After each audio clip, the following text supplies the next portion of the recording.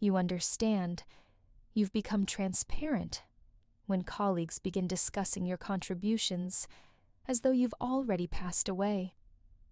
This realization struck me one morning as I sat isolated in a corner of Nexora's employee cafeteria, observing a cluster of junior engineers assembled around Leo, the organization's gleaming new darling.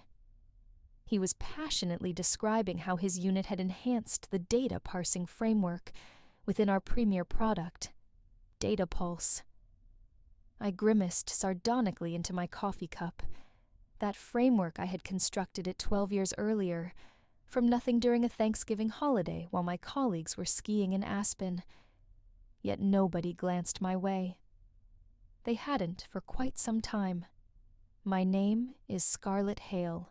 I'm 56 years old, a senior architect at Nexora Analytics, and for the previous 18 years, I've served as the silent powerhouse behind the company's most precious commodity, the distributed framework that drives Data Pulse, the software utilized by over 500 corporations globally to examine financial risk instantaneously, or at least I was. When I first arrived at Nexora, we were 6 individuals in a humid basement in Cincinnati. The walls dripped, the internet connection barely functioned, but we possessed vision, and I possessed programming skills. I constructed the initial version of our real-time processing engine during those merciless sleep-deprived months. I recall deploying the final build at 3 a.m. with my infant daughter, sleeping in a carrier against my chest. That programming later developed into the foundation of Data Pulse, the exact product that lifted us from anonymity into the major leagues. Back then they labeled me the intellect of Nexora. Now I was simply Scarlett from R&D. It began gradually, the manner corporate abandonment always unfolds. Invitations to product conferences ceased appearing. My name vanished from company bulletins. My direct subordinates were transferred for improved coordination. One week my workspace was relocated to a smaller, windowless chamber to maximize space. The signs were obvious. I simply refused to acknowledge them. Then arrived Chad Ingram, Nexora's freshly appointed CEO. Barely 36 with a Stanford MBA and an affection for corporate jargon. He spoke in expressions like synergy mapping and youth-forward culture. The board adored him, investors worshipped him, and it didn't require long before he made it evident he wanted to modernize Nexora, beginning with leadership. I wasn't naive. I recognized what was approaching. But what I didn't anticipate was how rapidly they would target me. On a drizzly Tuesday in March, I received a calendar invitation titled Restructure Alignment, HR, and Executive Sync. Just the subject line alone triggered a migraine, but I attended. I dressed professionally because that's what women my age do. We appear, even when we know the room isn't designed for us anymore. The conference room was brilliant. Too brilliant. Chad was present, accompanied by Melinda from HR. Both wore identical expressions. Courteous regret, with a dash of rehearsed compassion.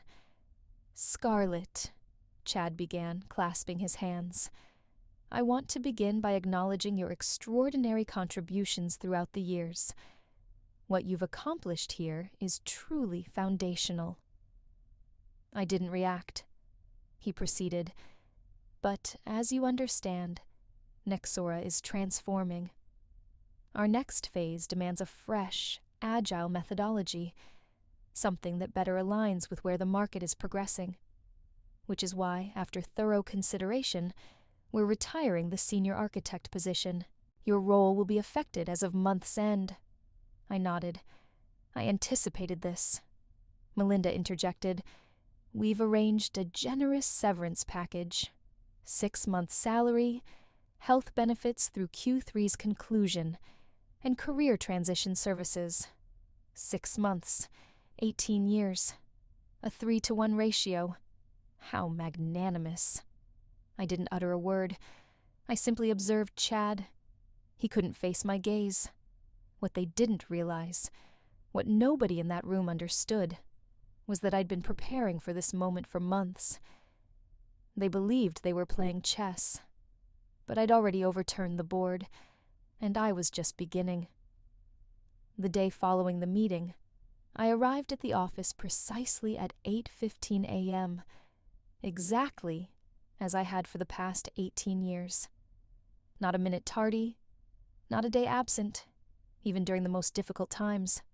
The flu, a twisted ankle, my mother's chemotherapy appointments. I appeared, but that morning my access card produced a small mechanical beep. Access denied. I stood outside the glass entrance of the R&D section, staring at the red indicator. 10 seconds later, Leo, the young engineer I once guided, approached. He hesitated. Hey, doctor. Hale, let me let you in. He wouldn't meet my eyes.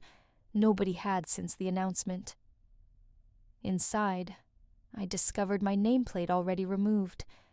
A blank, plastic rectangle sat empty on my door. My email had been cleared of all engineering discussions. The new Slack channel for Data Pulse X, the next generation version I had proposed 6 months earlier, was secured behind administrative permissions.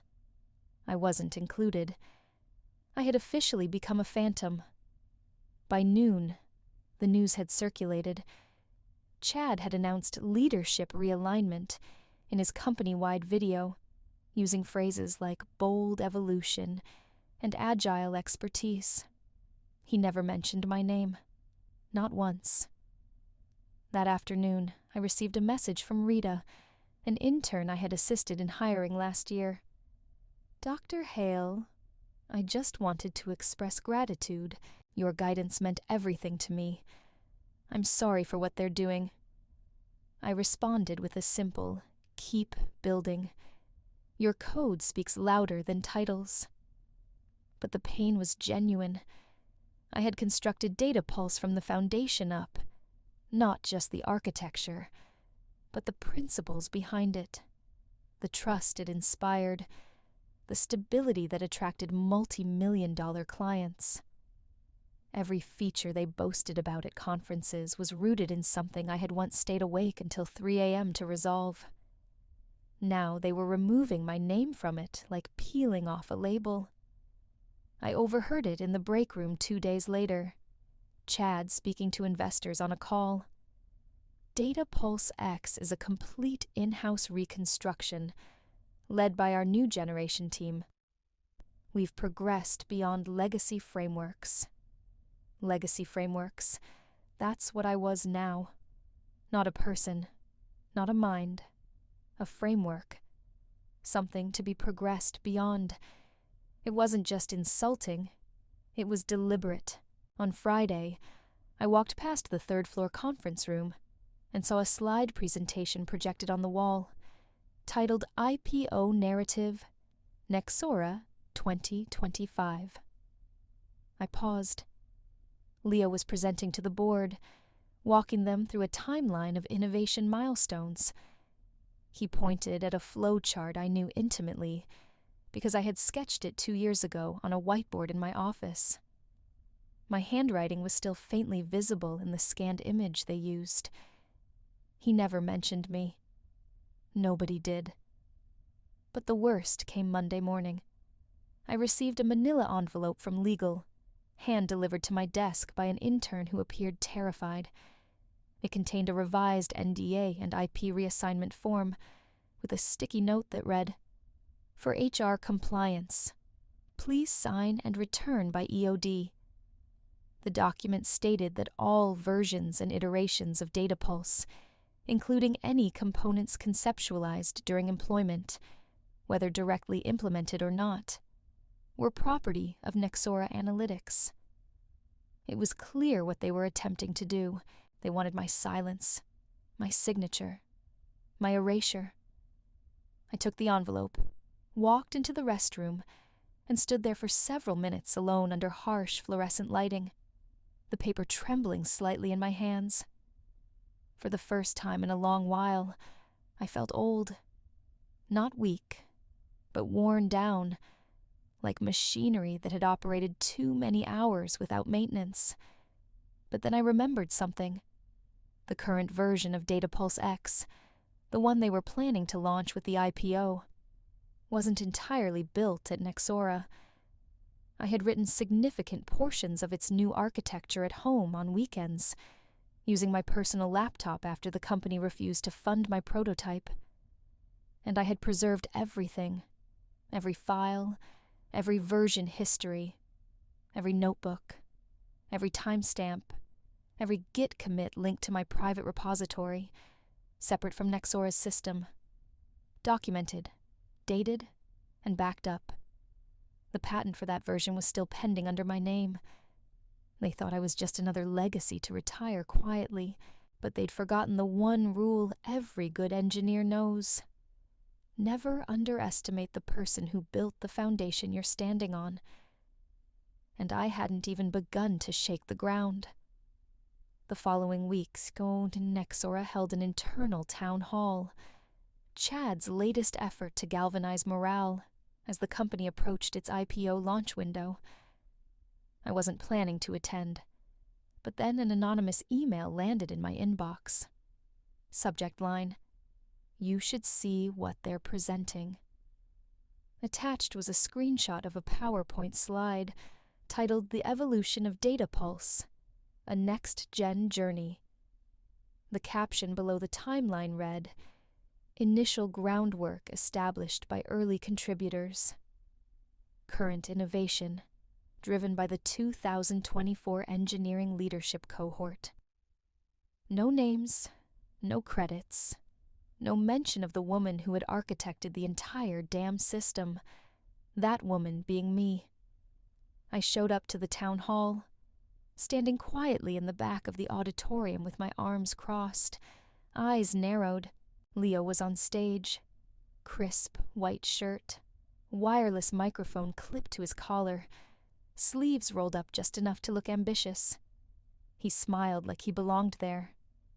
He was walking the audience through the story of Datapulse X. My story. "And here's where we restructured the parsing framework," he said, pointing to a diagram I had literally drawn on my dining room table 6 months ago. "This shift is what gives us the 42% increase in real-time data throughput." Applause followed. Not a single word about me. Someone, an intern maybe, raised a hand. "Wasn't that parsing model developed by Dr. Hale originally?" Leo chuckled politely. "Scarlett laid the early groundwork, sure, but the current architecture was reimagined by our new generation team. It's a complete in-house rebuild." I stood there frozen, heart pounding. People turned to look at me in the back, some sympathetic, some curious, some avoiding eye contact altogether. I left before the Q&A. That evening I sat on my couch, lights off, just the soft hum of my air purifier in the background. I stared at the manila folder still sitting on my coffee table, the one they wanted me to sign, the one that would officially relinquish everything I had built. And I thought of Leo. 2 years ago, he was a fresh graduate from Carnegie Mellon, brilliant but inexperienced, overwhelmed by the scale of the system. I'd taken him under my wing, taught him how to clean up legacy code, how to write clean logic that scaled under pressure. I'd even rewritten his buggy SQL module the night before his first big demo without telling anyone, so he wouldn't be embarrassed. Now he stood on stage, discrediting me, like I was a museum relic. That's when I made the decision. I opened my laptop and pulled up the private Git repository, where Datapulse X Gen 3 lived. Every commit time-stamped, every architectural sketch scanned, every note logged in my personal cloud, The system they were preparing to sell to investors wasn't just mine. It only existed because of me. Nexora had made a critical mistake. They assumed that since I worked for them, everything I touched belonged to them. But corporate law, especially intellectual property law, has a few nuances they'd overlooked. Especially the clause buried deep in my original employment contract, dated 2006, back when Nexora was nothing but a 6-person startup. Any intellectual property developed outside of company hours and without the use of company resources shall remain the sole ownership of the employee, unless otherwise contracted. I had never signed an updated agreement, and every line of DataPulse X Gen 3 had been written at my home, on my own hardware, during nights and weekends when they'd refused to fund the prototype. I'd kept building anyway, out of habit, out of obsession, out of love for the craft. They hadn't just underestimated me. They had legally left the door wide open. The next day, I contacted Weller and Hughes, a boutique IP law firm recommended by an old college friend. I walked them through everything: the source code, the timelines, the design docs. They were stunned. "You've documented this better than most of our corporate clients," said Amelia Hughes, partner and lead counsel. "You have a rock-solid case." She got to work immediately. By Thursday, my provisional patent filing was complete. By Friday, I had a meeting scheduled with Silix Data, Nexora's largest competitor. And by the following Monday, Nexora still had no idea what was coming.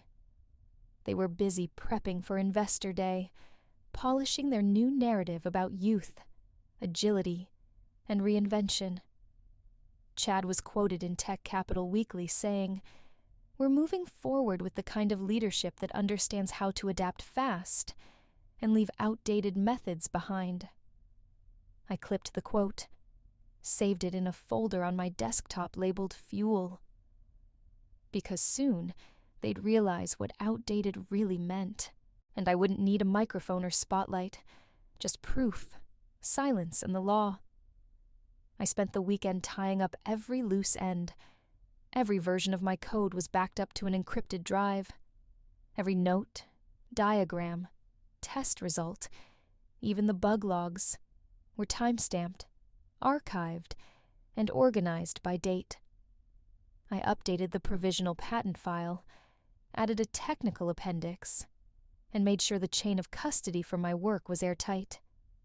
By Monday morning, I was no longer a woman who had been pushed out.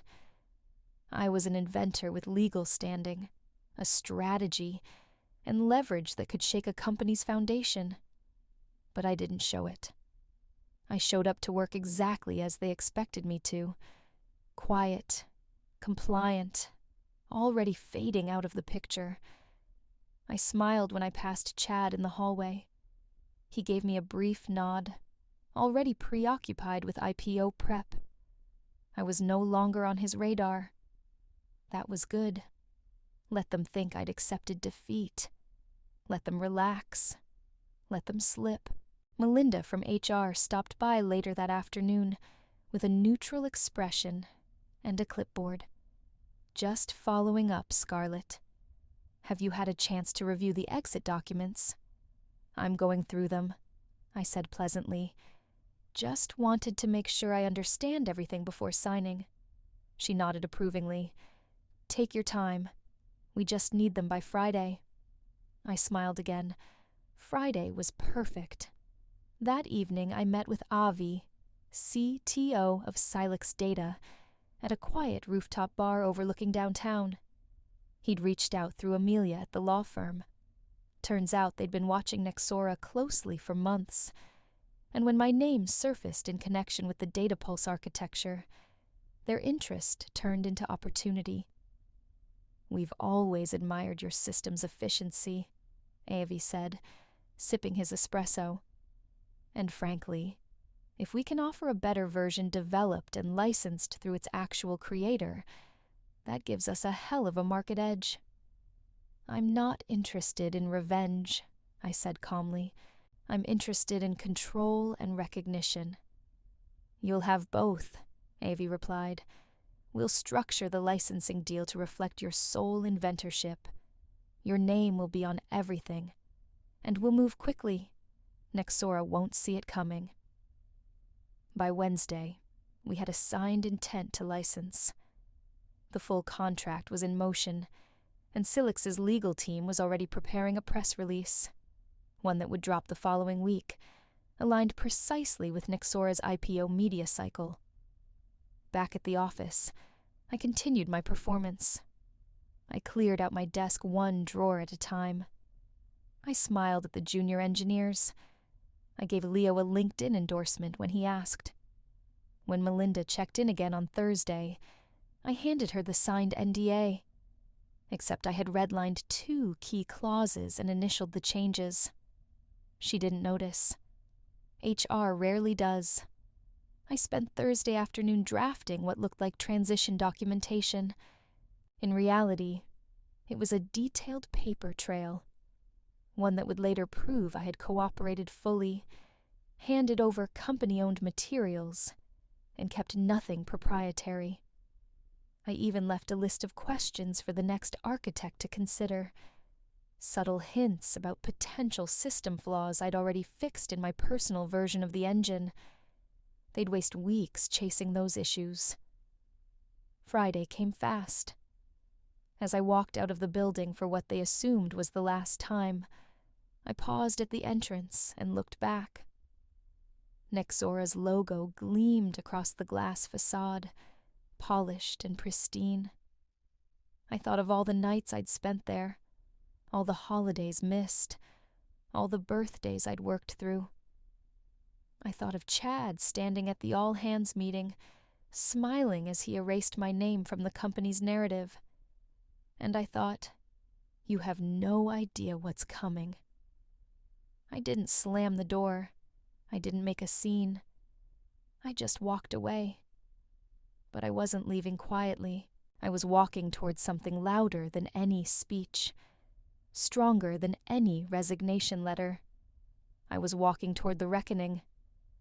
The morning of Nexora's IPO media briefing, the company was glowing with self-congratulation. Their press team had crafted sleek announcements. Their pitch deck was polished. And Chad was already making calls to venture capitalists with the same smug certainty he wore like cologne. At exactly 8 a.m., their official press release hit the wires. At 8:30 a.m., mine did. Silix Data announces exclusive licensing deal with Dr. Scarlett Hale, inventor of the next-generation data pulse architecture. The headline ran across Tech Insider, Business Code, and 3 other major tech media outlets. It included the patent filing number, details of the agreement, and the following statement. The technology underpinning Data Pulse X was developed independently by Dr. Hale, outside the scope of her employment at Nexora. Silix Data now holds exclusive rights to commercialize, expand, and integrate the architecture across multiple sectors. By 8:10 a.m., Twitter was on fire. By 8:15, Nexora's legal team had called an emergency meeting. I was in my new office at Silix, sipping dark roast coffee and watching the chaos unfold in real time. My inbox pinged with subject lines like, "What's going on with your patent?" "Urgent. Scarlett Hale press release. Call me ASAP. Serious conflict." At 8:27 a.m., my old team lead Daniel texted, "Scarlett, what the hell did you just do? Chad's office is in meltdown." At 8:35, I received an email from Chad himself. Subject: Urgent. Let's talk.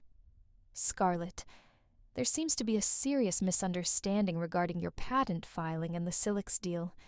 Please call me at your earliest convenience. Chad. I didn't respond. Instead, I forwarded the email to my attorneys with a single line: let them talk to him. By 9 a.m., 3 major tech blogs had picked up the story. One headline read, "Nexora's IPO undermined by IP crisis. Former architect strikes licensing deal with rival." At 9:22, Salix posted an official clarification to social media. All commercial use of Dr. Hale's patented framework now requires a licensing agreement with Salix Data. And then came the real blow. At 10 a.m., I was interviewed live on Tech Code Weekly, the most widely syndicated podcast in our industry. I sat across from host Lena Morales, composed, confident, and finally heard. "Scarlett," Lena asked, "why now?" I looked straight into the camera. Because I was written out of a story I helped build. Because innovation without attribution is theft. And because the next generation of engineers deserves to see what it looks like when someone stands their ground. The clip went viral. Back at Nexora, the fallout was brutal. Their legal team scrambled to dissect my employment agreement, only to find the same clause I'd quietly kept in my back pocket for 18 years. The one that protected inventions created off hours and outside company resources. And since Nexora had refused to invest in my Gen 3 prototype, all documented development had happened on my own time, on my own machine. At 11:45 a.m., their IPO launch event was postponed indefinitely. Chad, once the golden boy of disruption, now looked like a man trying to stop a forest fire with a glass of water. Insiders leaked reports that investors were threatening to pull out. Journalists began digging into Nexora's internal culture. Some even started asking why the company's most valuable technology had no named inventor in their IPO filings. And then came the investor call. Silex's CEO, alongside Avi, their CTO, introduced me as Chief Technology Advisor and formally presented the roadmap to deploy my architecture across a suite of new enterprise products. "We're not just licensing the technology," Avi said. "We're building around the mind that created it." I couldn't have written a better statement myself. Back in my inbox, the tone had shifted. Emails from junior engineers, women in tech, and even a few Nexora employees began flooding in. Some offered congratulations, others apologized. One said simply, "I watched them erase you. I'm glad you made them remember." By the end of the day, Silix's stock rose 11%. Nexora's dropped 14%. But for me, the numbers didn't matter. What mattered was that my name, the one they tried to scrub from history, was now everywhere.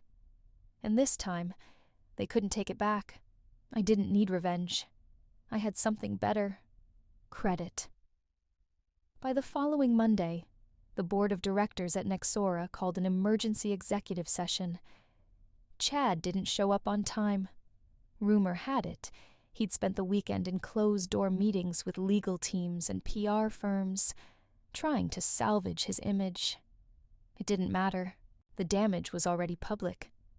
Tech Finance Daily ran a front-page headline: "IPO implosion. Nexora's leadership in crisis after IP scandal."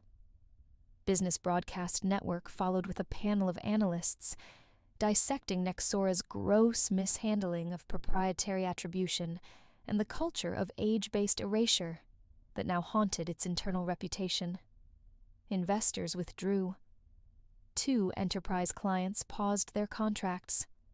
Startups backed by Nexora's venture arm distanced themselves publicly. And then came the hammer. At precisely 10:30 a.m., Nexora's board announced that Chad Ingram was stepping down as CEO effective immediately. No press conference, no farewell video, just a quiet 2-sentence statement posted to their LinkedIn page, with the comments section locked. Melinda, The HR director who had handed me my severance file was also gone by end of day. Leo, the engineer who once claimed my work as his own, deleted all his recent posts and set his social profiles to private. Word spread quickly that the company had suspended him pending internal review. The same people who'd looked through me just weeks earlier were now scrambling to rewrite their alliances. But I didn't gloat. I didn't need to. Instead, I focused on building. At Silex, I worked with a team that respected my experience, not resented it. Our engineering meetings weren't political war zones. People asked questions.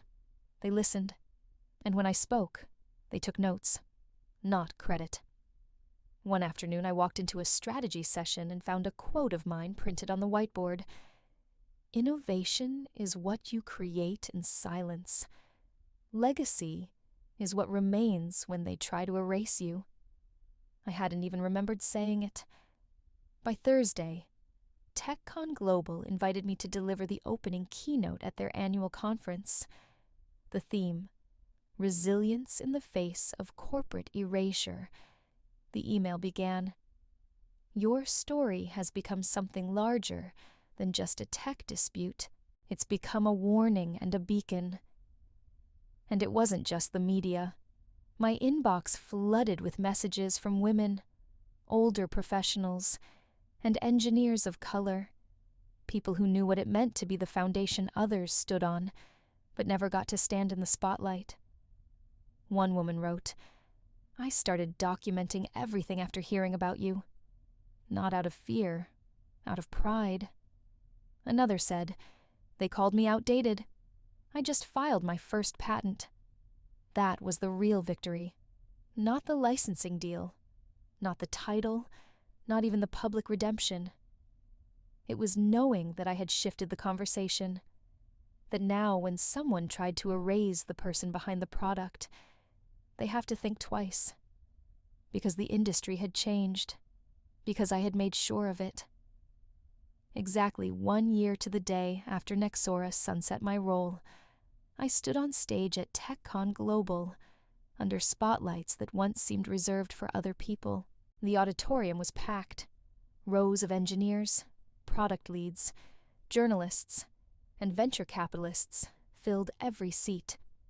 It wasn't just a conference. It was the conference, and now I was opening it. A screen behind me read, Dr.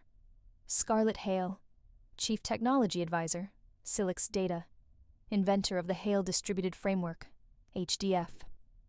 I took a slow breath, looked out at the audience, and began.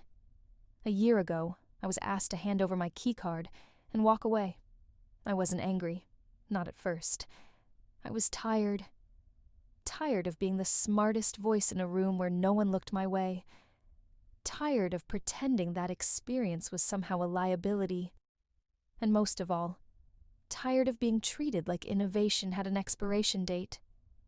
You could hear a pin drop. I walked them through the architecture of my framework, the innovations that came from decades of quiet, focused work. But I also told the truth, the human part, about what it meant to be erased, about how silence can either break you or make you more dangerous than ever. Afterward, a line formed. Dozens of people wanting a handshake, a signature, a word of advice. But one stood out. A woman no older than 30 nervously handed me a sleek minimalist envelope. Inside was an invitation. Women in Tech Leadership Summit 2026. Keynote topic, Owning Your Intellectual Value. How one signature almost erased an industry icon. Your story changed how I document everything I create, she said softly. I just filed my first provisional patent last week. I felt my throat tighten. I nodded, smiled, and replied, You don't just protect your work for yourself. You do it so no one else gets erased the way we did. That evening, as I returned to my office at Silex, my assistant met me with a wide-eyed look. There's something you need to see, she said, She handed me a glossy printout of a breaking story. Nexora board accepts full licensing agreement with Silic's data. Names Dr. Hale as sole inventor. I stared at it for a moment. It was surreal. Just a year ago, they tried to bury my name. Now it was on every headline. But the real twist? Nexora had implemented a company-wide overhaul of its innovation recognition policies, modeled directly after the one I created at Silex. The board that once allowed my erasure now had no choice but to mirror my legacy to survive. I didn't feel vindictive. I didn't even feel triumphant. I felt steady, whole, because I had reclaimed something no one had the right to take. My name, my work, my place. And through it, I'd created something larger than myself. A blueprint for others, a warning for the powerful, a promise for the underestimated. Moral of the story: innovation doesn't care about your age. Genius doesn't fade with time. And legacy? Legacy is what survives the silence.